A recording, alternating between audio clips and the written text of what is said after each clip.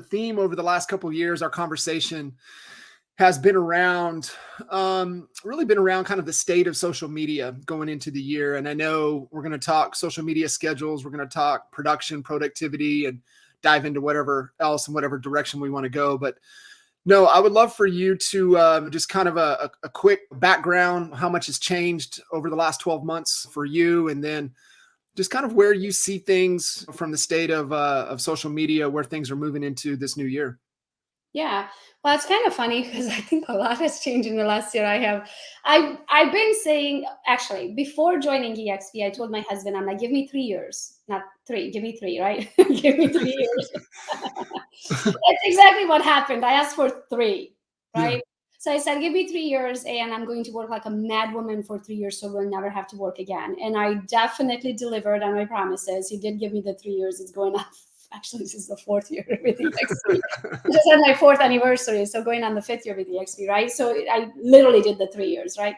But I overdid it, I'll be honest with you. The seed that I've been working with and the companies that I have built and the things that I have achieved in the last 2 years, it is not healthy. Yeah. I wouldn't recommend it for the faint of heart.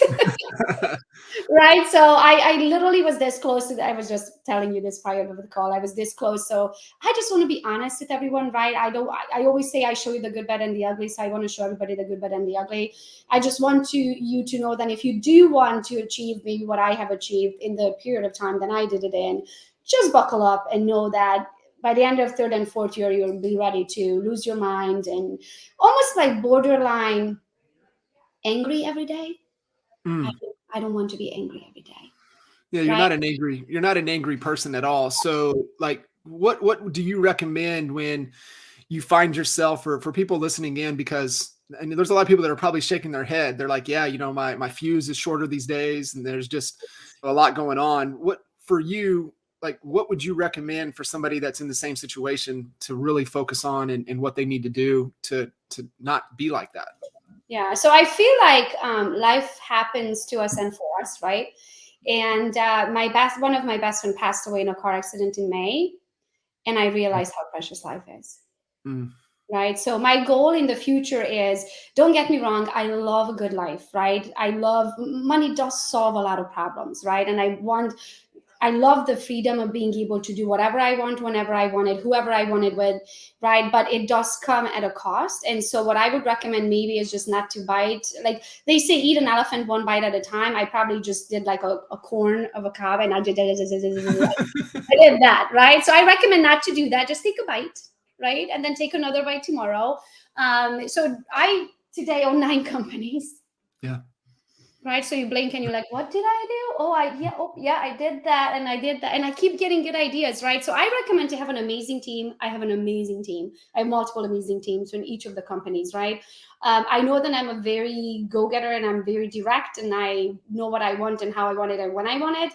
And they know that and they buckled up for the thing. But in 2023, I really want to slow down and enjoy the fruit of my labor. Because what it taught me when Kate passed away is that, what did I build all this for? If I don't actually put my toes in the sand and order a mimosa. Right. Yeah. Right. So I definitely am going to be way more cautious with my schedule, going to be way more cautious. There's a Japanese saying that be careful what you wish for because it might just come through. Yeah.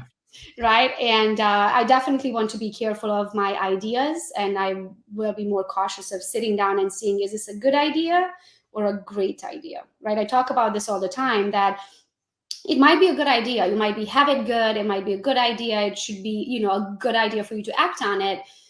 But if you keep answering the good ideas and if you keep acting on the good ideas, you're not going to have time or patience or energy for the great ideas.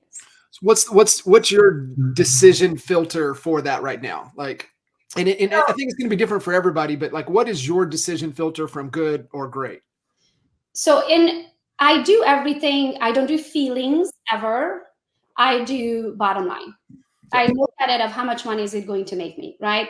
Yeah, if it's going to make me $120, that's Starbucks money, but I'm sorry, today I don't roll out of bed for $120, right? Depending where you are in your life, you need to know your hourly rate and you need to know how much money you make here, right? Because let's say if I invested an hour of my time into this business of mine And let's say in that hour, I make $4,200. Should I open this business here that's going to make me $35 in an hour? That's still higher than the average hourly income nationwide, right? But is it worth it for Right. me to spend 1 hour here, right? That's what you need to look at is number one, slow down and calculate your hourly rate. The easiest way to do that, I like to do it, us as realtors, I feel like you need to break it down furthermore, but I'm just gonna look at an overall picture very quick. Calculate your hourly rate, see how much money you made last year altogether, right? Like if it is $750,000, is it $170,000, is it $4 million, whatever it is it $16,000, whatever that is that you made last year, right? And calculate approximately how much you worked for it. If you work a healthy 40 hours a week, which us entrepreneurs, we don't, right? But let's assume that you have a healthy life, business life, right? And you work 40 hours a year, that's $2,080, or 40 hours a week, that's $2,080 a year, right? So I would want you to take your bucket of the amount of money that you made all together, everything. Don't look at your expenses right now, right? Just look at all together everything, and that will and divide it by 2,080, and that will show you what your hourly rate is, right? So you will see if your hourly rate is $200 or $2,000, whatever that is for you, right? Now that you know that if you do continue doing everything that you did to make this money, you should average this much in an hour. Now, when an idea comes up, you have to do what's called the reverse engineering, right? So you say, okay, is this a good idea? Okay, let me see. So let's say that you get an idea of starting a transaction coordination company. I had that idea. Learn from it, okay? So I'm going to use that one because that was a big failure, so sad. But hopefully you learn from your failures. I learned lessons from that one. Never do it again, right? So let's say you decide that you want to open a transaction coordination company. Let's say that it's going to take, let's say you're going to make, I don't know, $25 a file, okay? Let's say you are going to take 100 files. That's $2,500. Yes. A month, guys. Yes. Let's say it's going to take you 8 hours to work for it a week, right? Like it takes an hour a day. Let's say 7 hours, an hour a day. Okay. So we're going to take 7 times 4, 28 hours. We're going to take you $2,500 and divide it by 28 hours. And you're going to realize that you're making $89. Sure. Now let's calculate your real estate commission. Okay. So in real estate, I want you to take it one step further. I want you to calculate listing side versus buy side. And many of you don't have a clue right now how many transactions you did on the listing side last year and how many transactions you did on the buy side. Well, you should know that. So write it down right now. See how many transactions you did on each side. Why? Because you spend less time on one end than you do on the other, and time is money. So on the listing side, you spend probably 7 hours in average. If you're good on the listing side, about 7 hours on average with the client.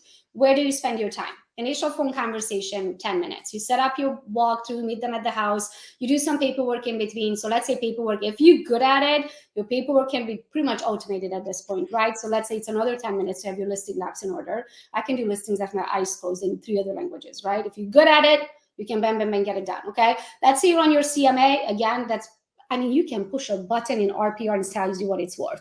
I like to take it one step further and run the numbers manually. So let's say your CMA and your docs will take you half an hour, right? You go to the appointment. So now you are 40 minutes in.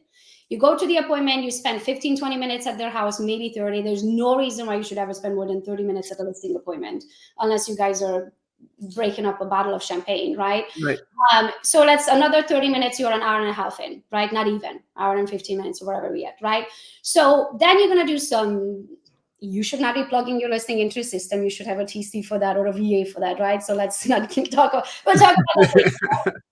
So let's say that you do your own listings and it takes you 20, 30 minutes to plug it into the system. You're going to market it a little bit, plaster it everywhere, right? You're going to do the photo shoot. That's another hour at the property, yada, yada. You're going to do some negotiations. You're going to do a final walkthrough. You don't even have to do that. Buy side does that. You show up at the closing. So worst case scenario, 6, 7 hours on the listing side. What's your average commission? What would you say an average commission is? Kitchen? Most people, they're just 10,000. Let's just use simple math. Just 10,000. So we're going to 10,000. We're going to divide it by 7 hours. On the listing side, your average commission is $1,428. Correct. So every hour that you spend on the listing side, you are making $1,400. Should you open a transaction coordination company?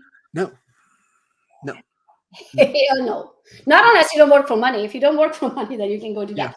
What I'm saying is if you have options, right? I'm not saying that having a transaction coordination company is not good. It's absolutely good, right? If that's all you do and you have a massive team nationwide, you can make very good money with it. But if you have options where your next option is to make $1,400 an hour, where should you spend your time?